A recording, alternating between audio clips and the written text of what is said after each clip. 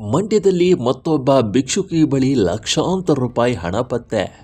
ಕಂತೆ ಕಂತೆ ನೋಟುಗಳನ್ನು ಕೊಂಡು ಸ್ಥಳೀಯರು ಶಾಕ್. ವಾರದ ಹಿಂದಷ್ಟೇ ಮಂಡ್ಯದ ಮೃತಪಟ್ಟಿದ್ದ ಭಿಕ್ಷುಕಿಯ ಮನೆಯಲ್ಲಿ 8,40,000 ರೂಪಾಯಿ ನಗದು ಪತ್ತೆಯಾದ ಬೆನ್ನಲ್ಲೇ ಶ್ರೀರಂಗಪಟ್ಟಣದಲ್ಲಿ ಮತ್ತೊಬ್ಬ ಭಿಕ್ಷುಕಿಯ ಬಳಿ 3.5 ಲಕ್ಷ ರೂಪಾಯಿಗಳಿಗೂ ಅಧಿಕ ಹಣವಿರುವುದು ಬೆಳಕಿಗೆ ಬಂದಿದೆ.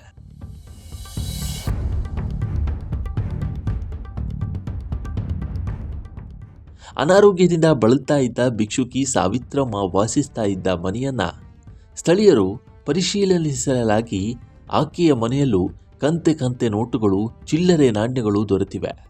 ಒಟ್ಟು 3.5 ಲಕ್ಷ ರೂಪಾಯಿಗೂ ಹೆಚ್ಚು ಮೌಲ್ಯದ ಹಣ ಸಿಕ್ಕಿದೆ ಅಂತ ಹೇಳಲಾಗ್ತಾ ಇದೆ. 20ಕ್ಕೂ ಹೆಚ್ಚು ಚೀಲಗಳಲ್ಲಿ ಚಿಲ್ಲರೆ ನಾಣ್ಯಗಳು ಹಾಗೂ 10ಕ್ಕೂ ಹೆಚ್ಚು ಸಣ್ಣ ಸಣ್ಣ ಚೀಲಗಳಲ್ಲಿ ನೋಟುಗಳು ದೊರೆತಿದೆ.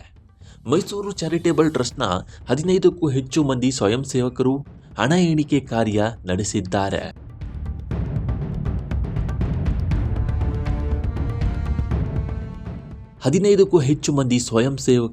ಹಣ ಎಣಿಕೆ ಕಾರ್ಯ ನಡೆಸಿದ್ದಾರೆ.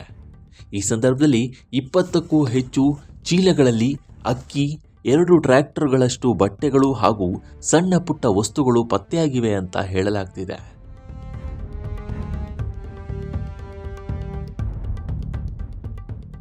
ಶ್ರೀರಂಗಪಟ್ಟಣ ಟೌನ್ ಅಯ್ಯಪ್ಪ ಸ್ವಾಮಿ ಕಲ್ಯಾಣ ಮಂಟಪ ಹಿಂಭಾಗದಲ್ಲಿ ಹಲವು ವರ್ಷಗಳಿಂದ ಭಿಕ್ಷುಕಿ ಸಾವಿತ್ರಮ್ಮ ಅವರು ವಾಸಿಸ್ತಾ ಇದ್ದರು.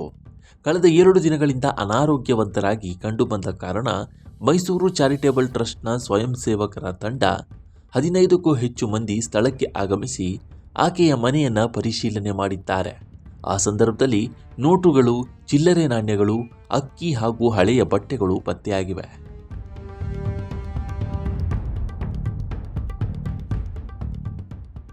ಅಕ್ಕಿಯು ಹುಳು ಬಿದ್ದಿದ್ದು ಹಾಳಾಗಿದೆ. ಹಳೆಯ ಬಟ್ಟೆಗಳನ್ನು ಸುಟ್ಟು ಹಾಕಲಾಗಿದ್ದು, ಅನುಪಯುಕ್ತ ವಸ್ತುಗಳನ್ನು ಗುಜರಿಗೆ ಹಾಕಿ ಆಕೆ ವಾಸಿಸ್ತಾ ಇದ್ದ ಇಡೀ ಮನೆಯನ್ನು ಶುಚಿಗೊಳಿಸಿದ್ದಾರೆ. ಜೊತೆಗೆ ಭಿಕ್ಷುಕಿ ಸಾವಿತ್ರಮ್ಮ ಅವರಿಗೆ ಸ್ನಾನ ಮಾಡಿಸಿ ಆರೈಕೆ ಮಾಡಲಾಗ್ತಿದೆ. ಮನೆಯನ್ನು ಸ್ವಚ್ಛಗೊಳಿಸಿ ಹಣ ಎಣಿಕೆ ಮಾಡಲಾಗಿದ್ದು, ಒಟ್ಟು 3.5 ಲಕ್ಷಕ್ಕೂ ಹೆಚ್ಚು ಹಣ ಸಿಕ್ಕಿದೆ ಅಂತ ಹೇಳಲಾಗ್ತಿದೆ.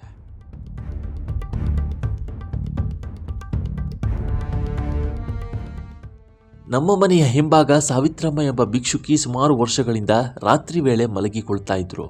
ಇವರ ಕುರಿತು ಹೆಸರು ಹೇಳಲಿಚ್ಛಿಸಿದ ಮೈಸೂರಿನ ಚಾರಿಟೇಬಲ್ ಟ್ರಸ್ಟ್ಗೆ ತಿಳಿಸಿದ್ದೆ. ಅವರು ಇವರಿಗೆ ಸಹಾಯ ಮಾಡೋದಾಗಿ ಹೇಳುತ್ತಿದ್ದರು.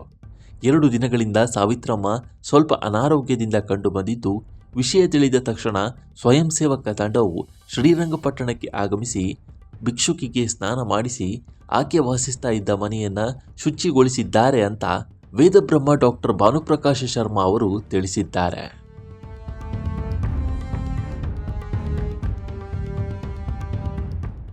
ಭಿಕ್ಷುಕಿ ಈ ಹಿಂದೆ ಪುರಸಭೆಯಿಂದ ಒಂದು ನಿವೇಶನ ನೀಡಿ ಒಂದು ಚಿಕ್ಕ ಮನೆ ನಿರ್ಮಿಸಿಕೊಟ್ಟಿದೆ.